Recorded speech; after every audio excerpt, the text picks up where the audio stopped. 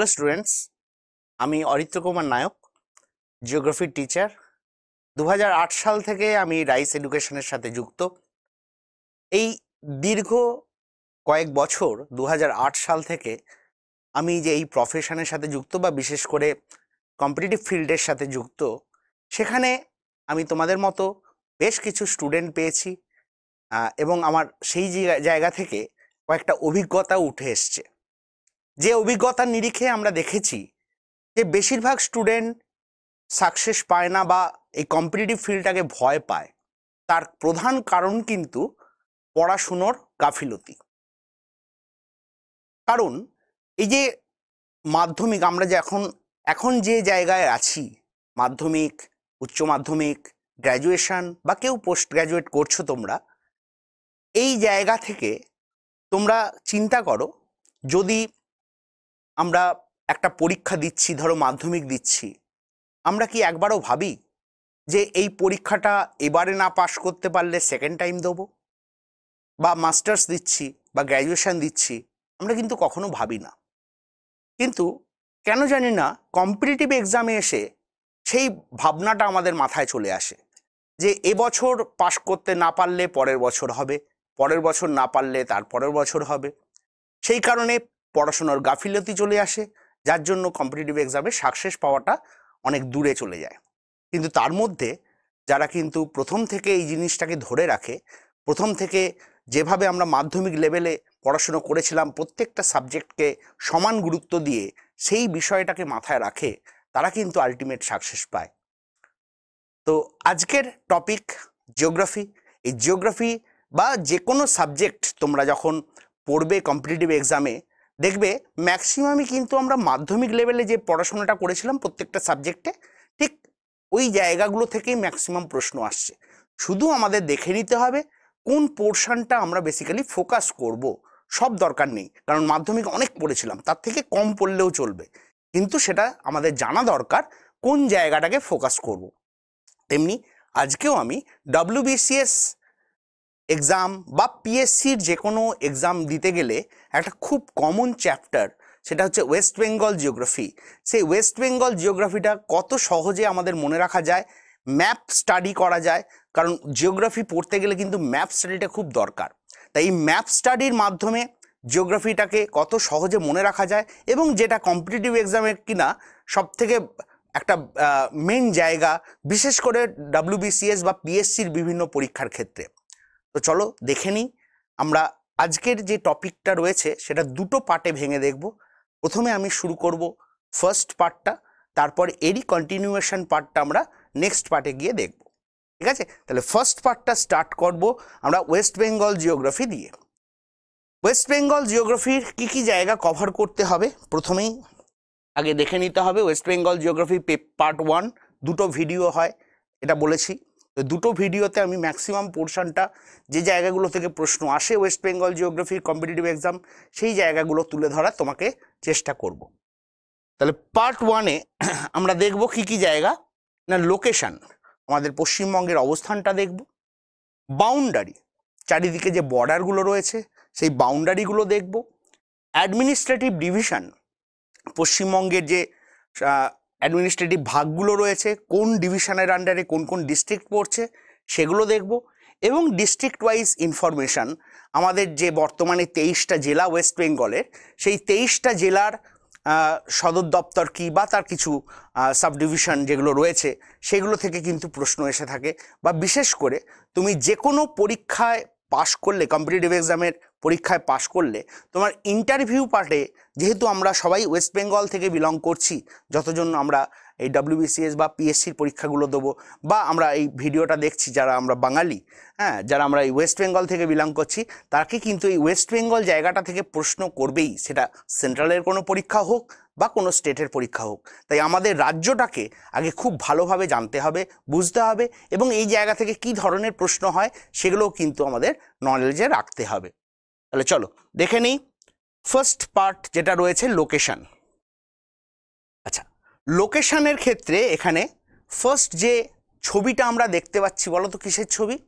এটা হচ্ছে ইউনিভার্স, বিশ্ব ব্রহ্মাণ্ড, যার মধ্যে সমস্ত কিছু রয়েছে, তাহলে আমাদের পৃথিবী বা সোলার সিস্টেম, যার মধ্যে আমাদের ইন্ডিয়া রয়েছে, যার মধ্যে প্রত্যেকটা মহাদেশ রয়েছে, বা প্রত্যেকটা প্ল্যানেটের মতো, বা এই যে সোলার সিস্টেম, সৌরজগতের মতো আরও অনেক সোলার সিস্টেম এর মধ্যে রয়েছে।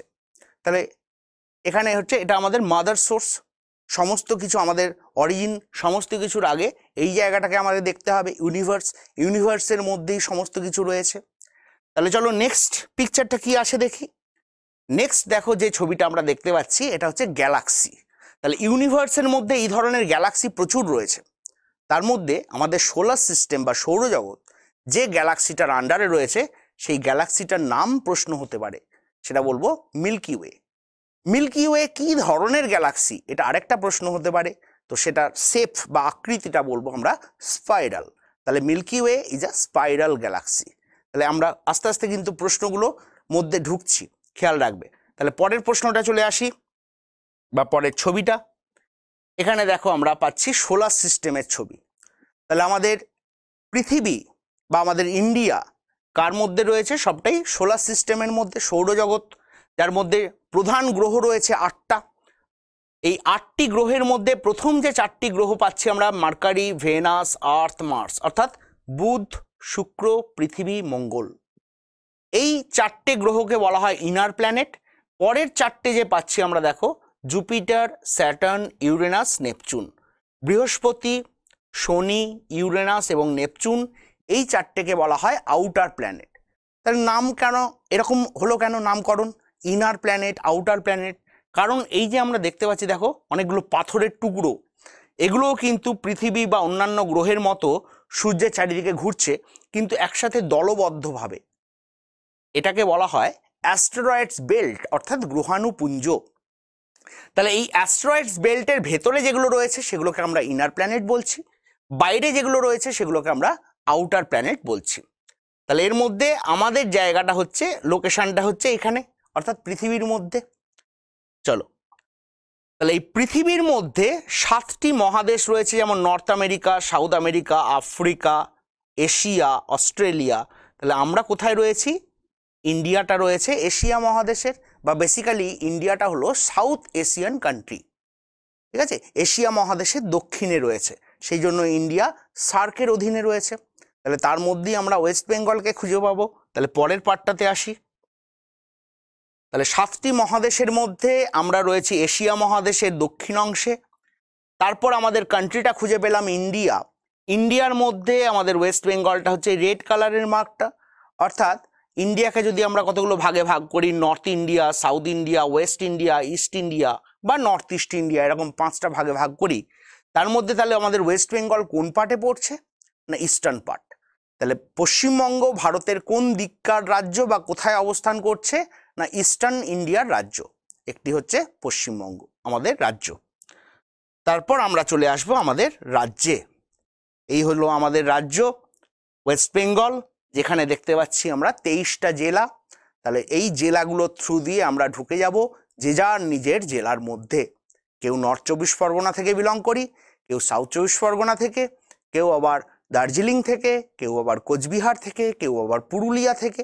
তাহলে এই প্রত্যেকটা জেলা এখানে দেখানো হয়েছে যে যার জেলার মধ্যে। তাহলে আমরা লোকেশন যে হেডিংটা ছিল তার মধ্যে দেখো একদম আমরা ইউনিভার্স থেকে পরপর চলে এলাম আমাদের নিজের জেলার মধ্যে, ঠিক আছে? এটা একটা বিভিন্ন অ্যাঙ্গেলের প্রশ্নগুলো আমি আলোচনা করলাম এই পোর্শনটা থেকে কি কিভাবে প্রশ্ন হতে পারে। চলো নেক্সট পার্টে যাই, যেখানে আমরা দেখতে পাচ্ছি দেখো ইন্টারন্যাশনাল বর্ডার, অর্থাৎ বিভিন্ন কান্ট্রির সাথে ইন্ডিয়ার যে বাউন্ডারিগুলো রয়েছে, কোন কোন দেশের সাথে বর্ডার, এখান থেকে প্রশ্ন হতে পারে। এবং স্টেট বাউন্ডারি, পশ্চিমবঙ্গের বিভিন্ন রাজ্যের সাথে বর্ডার, বিভিন্ন রাজ্যের সাথে বর্ডার রয়েছে। তাহলে দেখো দুটো ক্যাটাগরিতে প্রশ্ন, একটা হচ্ছে পশ্চিমবঙ্গের কোন জেলার সাথে প্রশ্ন দেবে, বাংলাদেশের বর্ডার আছে বা ভুটানের বর্ডার আছে, আবার পশ্চিমবঙ্গের কোন জেলাটির সাথে আসামের বর্ডার আছে নাকি সিকিমের বর্ডার আছে বলে 4টে করে অপশান দেবে। তাহলে দেখো এখানে আমরা যদি ম্যাপটা কয়েকবার দেখে নিতে পারি, ম্যাপের আইডিয়াটা যদি আমাদের থাকে কোন দিকে কি আছে, তাহলে এই জায়গাগুলো কিন্তু গোলানোর কোনো চান্স নেই। এদিকে পুরো পূর্ব দিকটা জুড়ে রয়েছে যে কান্ট্রিটা, সেটা হচ্ছে বাংলাদেশ। একদম নর্থে রয়েছে যেটা ভুটান, আর নর্থ ওয়েস্টে রয়েছে নেপাল। তাহলে পশ্চিমবঙ্গের সাথে 3টে ইন্টারন্যাশনাল বর্ডার আমরা পাচ্ছি। নাম্বার 1 বাংলাদেশ, নাম্বার 2 ভুটান, এবং নাম্বার 3 নেপাল। এই 3টে রাজ্যে, এই 3টে কান্ট্রির বাউন্ডারি আমরা পাচ্ছি ওয়েস্ট বেঙ্গলের সাথে। তাহলে ওয়েস্ট বেঙ্গল মোট কতগুলো ইন্টারন্যাশনাল বর্ডার শেয়ার করে? বলবো 3। এবার যেটা বলছিলাম, বাংলাদেশের সাথে কোন জেলার বর্ডার আছে বলে 4টে অপশান দিয়ে দিল। দেখো আমরা এই যে ম্যাপটা যদি দেখি, এখানে অনেকগুলো জেলা পাবো যাদের সাথে বাংলাদেশের বর্ডার আছে। আমরা যদি উত্তর থেকে দক্ষিণ পরপর সিকোয়েন্স অনুযায়ী আসি, বাংলাদেশের বর্ডার প্রথমে কার সাথে রয়েছে পাবো না? কোচবিহার জেলার সাথে। এরপরে কার সাথে রয়েছে? জলপাইগুড়ি। তারপর এখানে কিছুটা দেখো দার্জিলিং জেলার সাথে বর্ডার আছে, এই জায়গাটা। তারপর রয়েছে উত্তর দিনাজপুর, তারপর রয়েছে দক্ষিণ দিনাজপুর, তারপর রয়েছে মালদা, মুর্শিদাবাদ, নদিয়া, উত্তর 24 পরগনা, দক্ষিণ 24 পরগনা। তাহলে এই 10টা জেলার সাথে কাউন্ট করে দেখো, 1 2 3 4 5 6 7 8 9 10, এই 10টা জেলার সাথে পশ্চিমবঙ্গের ইন্টারন্যাশনাল বর্ডার রয়েছে বা বাংলাদেশের বর্ডার রয়েছে। পশ্চিমবঙ্গের এই 10টা জেলার সাথে বাংলাদেশের বর্ডার আছে। তাহলে কতগুলো জেলার সাথে বাংলাদেশের বর্ডার আছে এমন প্রশ্ন হতে পারে। তেমনি এই 10টার মধ্যে যে কোনো 4টে অপশান দিয়ে, যে কোনো 4টে জেলার নাম দিয়ে প্রশ্ন দিতে পারে এর মধ্যে কার সাথে বর্ডার আছে বা নেই। ঠিক আছে? তাহলে এই 10টা জেলার সাথে মনে রাখতে হবে বাংলাদেশের বর্ডার রয়েছে। ঠিক একইভাবে এটার সাথে দেখলাম 10টা জেলার বর্ডার আছে। তাহলে সিমিলারলি একই প্রশ্ন হবে, ভুটানের সাথে কতগুলো জেলার বর্ডার আছে বা কোন কোন জেলার বর্ডার আছে। এখানে দেখো 3টে জেলা পাচ্ছি, একটা হচ্ছে আলিপুরদুয়ার, জলপাইগুড়ি এবং কালিম্পং। কারণ এখান থেকে সিকিম হয়ে যাচ্ছে, তাহলে ভুটানের সাথে তার মানে দার্জিলিংয়ের বর্ডার হবে না। কার কার বর্ডার হবে? কালিম্পং হবে, জলপাইগুড়ি হবে, আলিপুরদুয়ার হবে। তাহলে ভুটানের সাথে আমরা পাচ্ছি 3টে জেলার বর্ডার। আর নেপালের সাথে একমাত্র জেলার বর্ডার আছে, সেটা হচ্ছে দার্জিলিং। ঠিক আছে? তাহলে নেপালের সাথে একটাই জেলার বর্ডার হচ্ছে দার্জিলিং। তাহলে টোটাল কতগুলো জেলার ইন্টারন্যাশনাল বর্ডার আছে? তখন কিন্তু আবার এই 3টেকে যোগ করে দিলে হবে না, কারণ দেখো কিছু কমন ডিস্ট্রিক্ট আছে। বাংলাদেশের সাথে যে 10টা জেলার বর্ডার আছে, সেখানে ভুটানের সাথে কমন পাচ্ছি আমরা জলপাইগুড়ি। এটা বাংলাদেশের সাথেও আছে, এদিকে ভুটানের সাথেও আছে। আবার দার্জিলিং জেলাটা, যেটা বাংলাদেশের সাথে বর্ডার পড়েছিলাম, সেটা নেপালের সাথেও আছে। তাহলে কতগুলো তোমার ডিস্ট্রিক্টের সাথে ইন্টারন্যাশনাল বর্ডার রয়েছে? না, 12টা হচ্ছে, তাই না? তাহলে 10, এখানে 3-এর জায়গা হবে 2, আর ওই 2-এর মধ্যেই নেপালটাও থাকবে, অর্থাৎ 1, অর্থাৎ 0। তার মানে 10 + 2, এই 12টা জেলার সাথে ইন্টারন্যাশনাল বর্ডার রয়েছে। ঠিক আছে? তাহলে বুঝে নিলাম আমরা কোন কোন ডিস্ট্রিক্টের সাথে কার কার বর্ডার রয়েছে বা কোন কোন কান্ট্রির বর্ডার রয়েছে। টোটাল 3টে ইন্টারন্যাশনাল বর্ডার শেয়ার করে আমাদের ওয়েস্ট বেঙ্গল। তেমনি কতগুলো রাজ্যের সাথে পশ্চিমবঙ্গের বর্ডার আছে? তাহলে এখানে স্টেট বাউন্ডারি আমরা কতগুলো পাবো? সেখানে পাবো দেখো 5টা। কি কি? এই যে আসাম, সিকিম,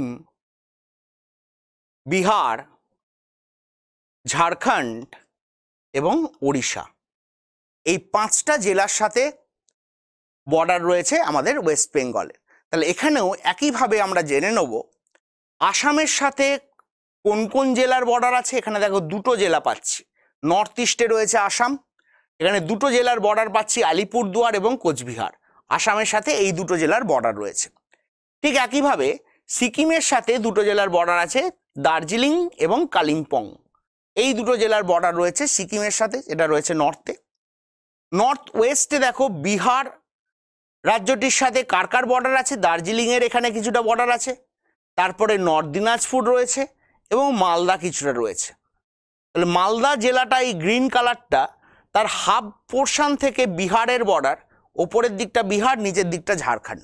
তাহলে ঝাড়খণ্ডের সাথে মালদা থেকেই স্টার্ট হবে, মালদা পর্যন্ত যেমন বিহারের বর্ডার হয়েছিল, এরপর ঝাড়খণ্ডের বর্ডার মালদা, তারপর রয়েছে এটা কিছুটা মুর্শিদাবাদ, তারপর রয়েছে বীরভূম, তারপর পশ্চিম বর্ধমান, তারপর রয়েছে পুরুলিয়া এবং রয়েছে ঝাড়গ্রাম।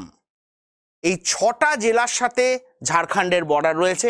তাহলে ইন্টারন্যাশনাল বর্ডারগুলোর মধ্যে যেমন আমরা চোখে দেখেই বুঝতে পারছি বাংলাদেশের সাথে লংগেস্ট বর্ডার রয়েছে আমাদের ওয়েস্ট বেঙ্গলের 2272 কিলোমিটার, তেমনি স্টেটগুলো যেগুলো রয়েছে, রাজ্যগুলো যেগুলো রয়েছে, সেখানে কোন রাজ্যটির সাথে, এই 5টা রাজ্যের মধ্যে কোন রাজ্যটির সাথে ওয়েস্ট বেঙ্গলের লংগেস্ট বর্ডার রয়েছে সেটা বলবো তাহলে ঝাড়খণ্ড। ঝাড়খণ্ডের সাথে মোট 6টা জেলার বর্ডার আছে এবং লংগেস্ট বর্ডার শেয়ার করে। এরপর চলে যাচ্ছি ওড়িশা। তাহলে ওড়িশার সাথে কতগুলো জেলার বর্ডার আছে বা কোন কোন জেলার বর্ডার আছে? এখানে ঝাড়গ্রাম, তারপর রয়েছে পশ্চিম মেদিনীপুর এবং রয়েছে পূর্ব মেদিনীপুর, 3টে জেলার বর্ডার।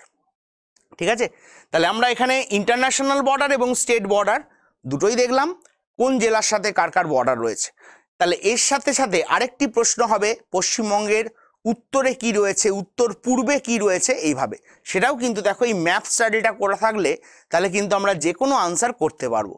অর্থাৎ উত্তর পূর্বে আসাম রয়েছে, গোটা পূর্ব দিক জুড়ে বাংলাদেশ রয়েছে, দক্ষিণে রয়েছে বঙ্গোপসাগর, দক্ষিণ পশ্চিমে রয়েছে ওড়িশা এবং ঝাড়খণ্ডের কিছুটা পার্ট, গোটা পশ্চিম দিক জুড়ে রয়েছে ঝাড়খণ্ড এবং বিহার, উত্তর পশ্চিমে রয়েছে নেপাল, উত্তরে রয়েছে সিকিম এবং ভুটান। এই ডিরেকশনগুলো তুলেও প্রশ্ন দেয়। তাহলে দেখো খুব কঠিন কিছু কিন্তু নয়। আমরা এই ম্যাপের মাধ্যমে ম্যাপটা ঠিকঠাকভাবে স্টাডি করলেই তাহলে কিন্তু যত ধরনের প্রশ্ন হয় এই পোর্শন থেকে আমরা আনসার করতে পারবো খুবই সহজ। জাস্ট আমাদের একটু জেনে নিতে হবে কিভাবে পড়বো স্ট্র্যাটেজিক্যালি, সেই জিনিসটাই আমি আলোচনা করছি। ওকে, তাহলে এটা গেল একটা পার্ট।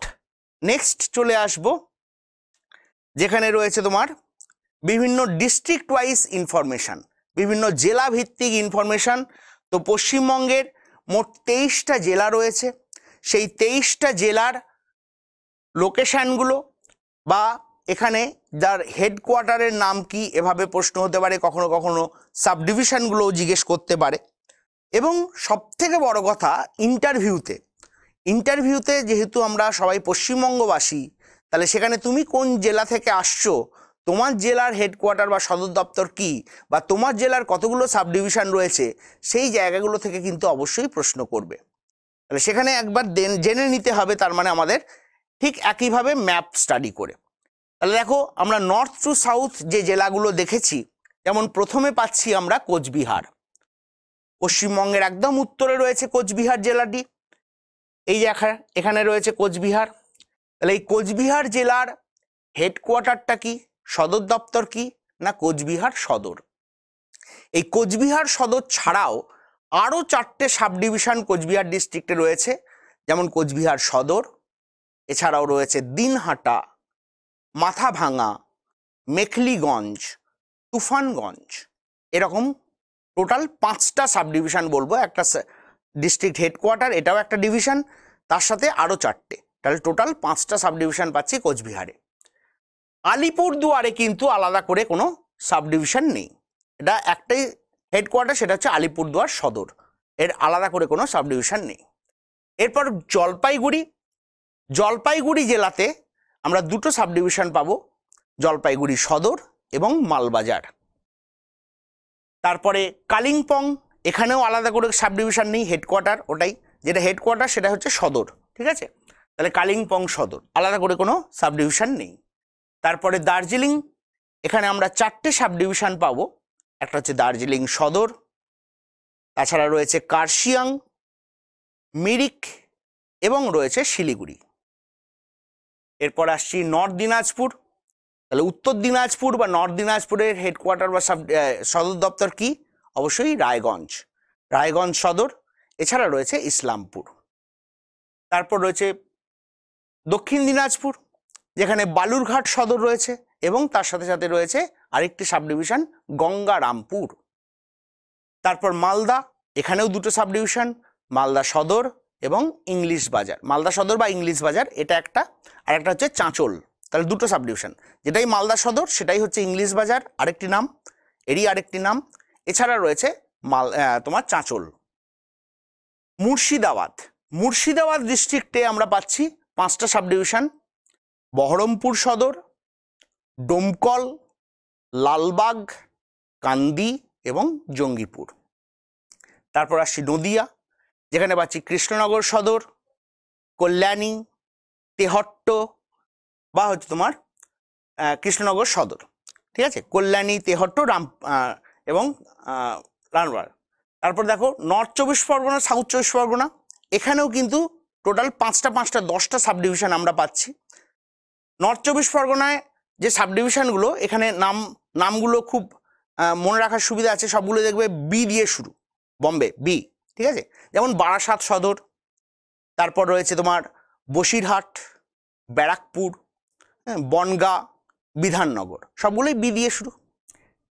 দক্ষিণ 24 পরগনা, এখানেও 5টা সাব ডিভিশন পাবো, যেমন আমরা পাচ্ছি আলিপুর সদর, বারুইপুর, ক্যানিং, ডায়মন্ড হারবার এবং কাকদ্বীপ, ঠিক আছে। তাহলে এইখানে এরই মধ্যে আমরা দেখলাম 4টে এমন একটা ডিস্ট্রিক্ট যাদের 5টা করে সাব ডিভিশন, 5-এর বেশি কিন্তু আমাদের পশ্চিমবঙ্গে এরকম কোনো জেলা নেই যেখানে 5-এর বেশি সাব ডিভিশন আছে।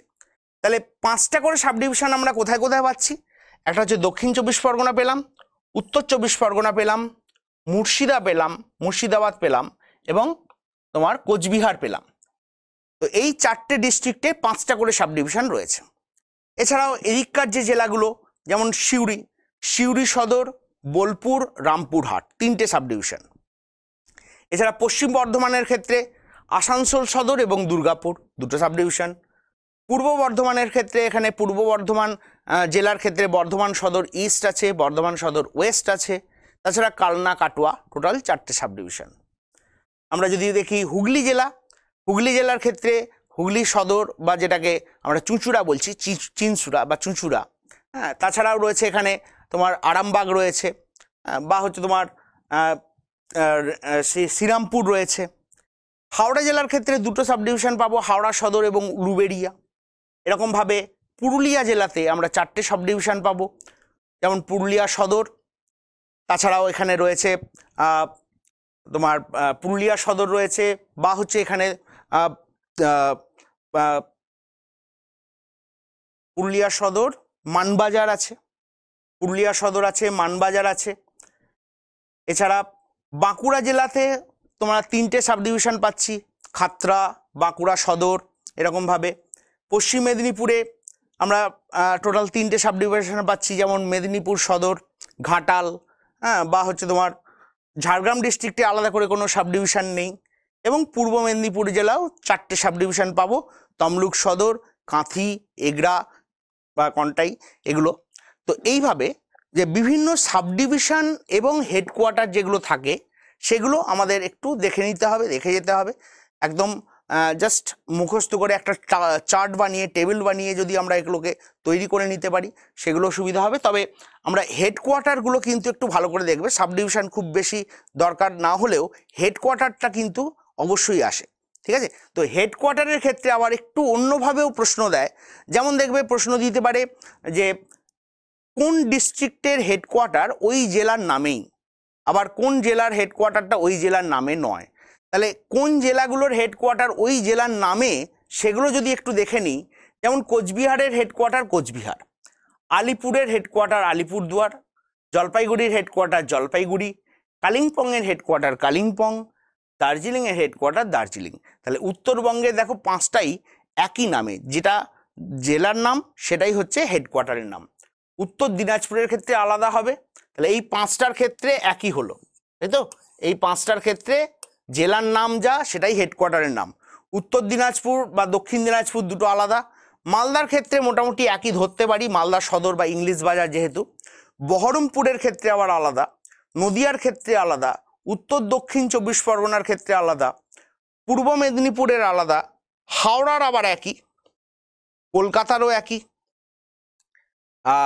হুগলির চুঁচুড়া আলাদাই ধরবো, পূর্ব বর্ধমানের বর্ধমান, এটা পরে ভাগ হয়েছে, আগে বর্ধমান যেটা একটাই ডিস্ট্রিক্ট ছিল, সেটা হেডকোয়ার্টার বর্ধমান সদর এই হিসেবেই আমরা জানতাম। তাহলে সেই হিসেবে এটাকেও একই নাম ধরবো, যেটা ডিস্ট্রিক্টের নাম সেটাই হচ্ছে হেডকোয়ার্টারের নাম। পশ্চিম বর্ধমানের ক্ষেত্রে আলাদা, বীরভূমের ক্ষেত্রে আলাদা, পুরুলিয়ার ক্ষেত্রে আবার একই, পুরুলিয়া সদর, বাঁকুড়ার একই, বাঁকুড়া সদর। পশ্চিম মেদিনীপুরের ক্ষেত্রে মেদিনীপুর সদর, যেটা একই নামই ধরবো, কারণ মেদিনীপুরটাকে ভাগ করার পর দুটো ভাগ হয়, পূর্ব মেদিনীপুর, পশ্চিম মেদিনীপুর। তার মধ্যে পুরনো যেটা মেদিনীপুর সদরটা, সেটা পশ্চিম মেদিনীপুরের হেডকোয়ার্টার। ঝাড়গ্রামের ক্ষেত্রেও একই নাম পাবো, কিন্তু আবার পূর্ব মেদিনীপুরের ক্ষেত্রে আলাদা। ঠিক আছে, তাহলে এই এতগুলো, 1টা 2টো 3টে 4টে 5টা 6টা 7টা 8টা 9টা 10টা 11 12 13, তাহলে 23টার মধ্যে 13টা জেলা আমরা এরকম পাচ্ছি যাদের হেডকোয়ার্টারের নাম ওই ডিস্ট্রিক্টের নামেই। তাহলে বাকি থাকলো আরও 10টা জেলা, যে 10টা জেলার নাম তার মানে হেডকোয়ার্টারের নামে নয় বা আলাদা। ঠিক আছে, এই ধরনের প্রশ্নগুলো কিন্তু বেসিক প্রশ্ন এই জায়গাগুলো থেকে আসবে। তো এগুলোই ছিল আমার ফার্স্ট পিডিএফের বিষয়বস্তু, যেগুলো আমরা পড়ছি।